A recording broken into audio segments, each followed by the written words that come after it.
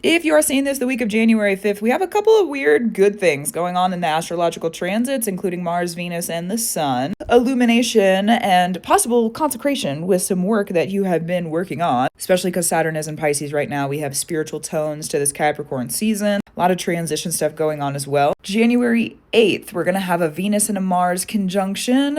We did January 6th, we have a Sun and a Venus conjunction. And then the 9th, we have a Sun and a Mars conjunction. So this whole entire week, we're going to see illumination of strategy, battle, victory, boundaries, harvest, Mars stuff. We're also going to see illumination on Venus things, okay? Justice, reflections, mirrors, worth, value. And because it's in Capricorn and Saturn is in Pisces, spiritual details, spiritual practices might be kicking off a little bit differently this week, so just a heads up. We're also going to be seeing with the Sun on that, we're going to see a lot of illumination. It's going to be very based in self. Who are you? What do you want? What's your motives, okay? Make sure also with the Mars aspect to this, if you do have warfare things coming up or you have boundary stuff coming up, looking at the center of self in other people as well to help you understand those boundaries, as well as centering self in the story. Both of those are going to be important. And because Venus and Mars are going to be together, if you have played your cards right and kept your boundaries very well, we may see some fortuitous things be happening on a personal level, especially with the Sun involved. You could also see, I want to say fall through, but not necessarily in a bad way, okay? We're talking about bigger picture things.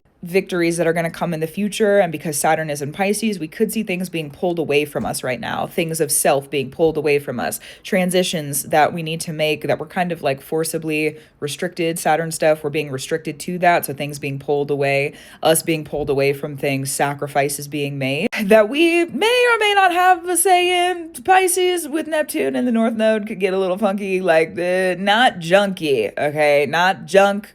It is, right? But it could be a little funky just in the sense of things are going to be a little, it's going to be, how do I explain this? It might not be what you expect. Okay, it might be indirect also. You could find yourself transitioning the time that you're working in to be more within those boundaries and within those victories and within the worth and the rights that you're working in with the work you're working in right now. And generally, this is going to be pretty harmonious as long as Saturn and Capricorn are a friend to you. And you're going to know if that is true. Are you doing the work you need to do? Are you keeping it up? Are you doing, is that something that you're working in? You're doing it?